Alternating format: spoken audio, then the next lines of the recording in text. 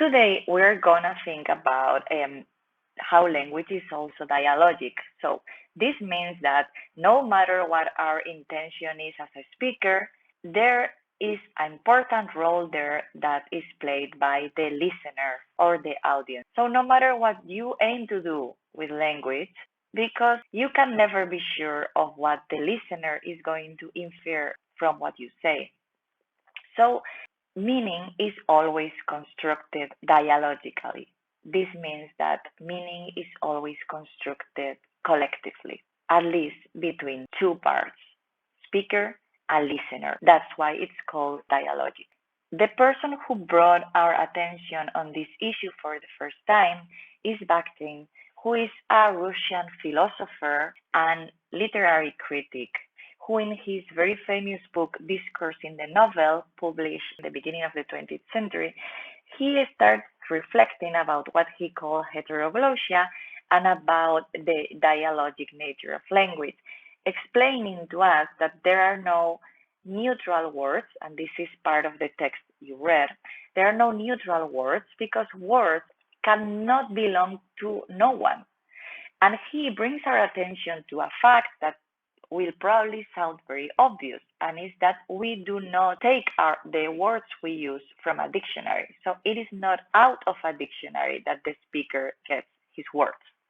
So because of this history that words have, he explains that each word tastes of the context and contexts in which it has lived its socially charged life.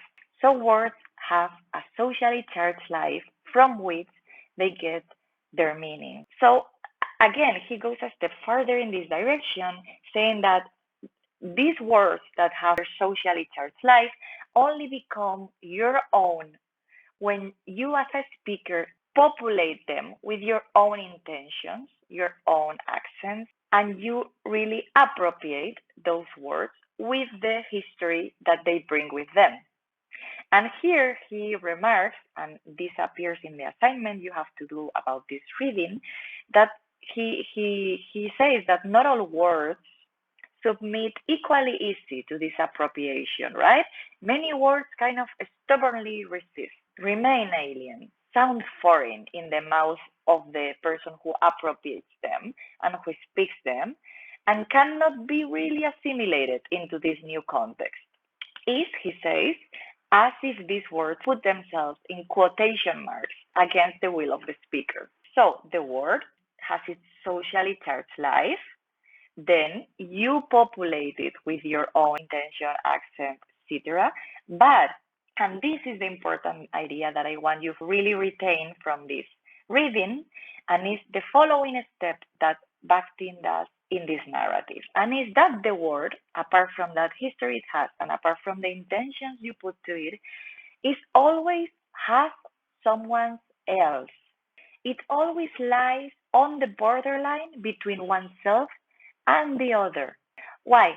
Because, and we go back to the idea of the dialogic nature of language, the role of the speaker or the audience in inferring meaning.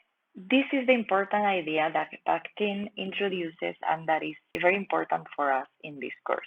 That language is populated, he even says overpopulated, with the intentions of others. What others? The past users of the word, you as a new user, and the listener who interprets that message. So meaning, and this would be the conclusion of that text that you read, is constructed dialogically. The second text you read was written by Alessandro Duranti, who is a linguistic anthropologist who works in the US. I selected this text because I think it creates an interesting dialogue between the ideas about the performativity of language and today's ideas about language being dialogic. Duranti did his fieldwork in Samoa, and according to his fieldwork and his research, it questions the validity of what he calls the personalist view of meaning, that interprets meaning as owned by the individual speaker and defined exclusively by his intentions.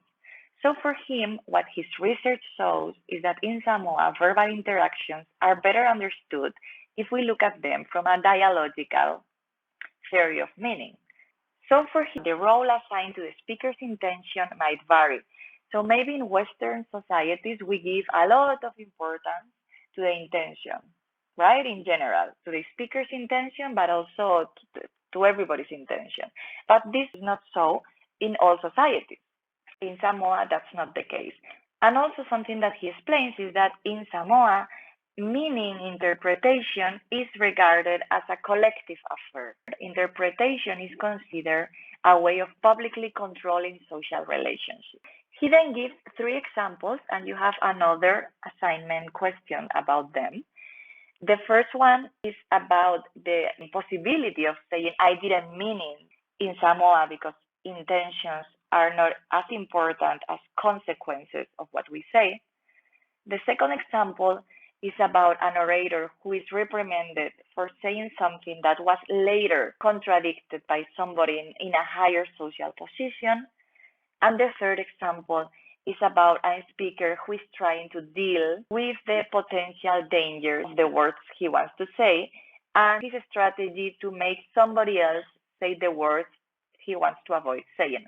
For him, these 3 examples demonstrate that speakers' intentions are not that important and that this personalistic, individualistic view of meaning making that maybe we have in Western societies, and that is very related to the ideas of the theory of performativity that relies a lot on the intention of the speaker to do something with his or her words.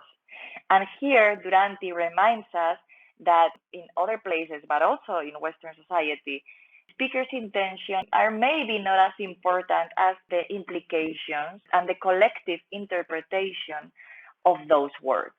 So again, he brings our attention to what Bakhtin explained in his theory, that meaning is understood dialogically. And let's finish this lecture just with this idea that appears also in the text, that says that meaning is a mosaic that no one can compose by himself. This was all for today about the dialogic nature of language. Thank you very much for watching, and we keep working on the social dimensions of language. Bye-bye.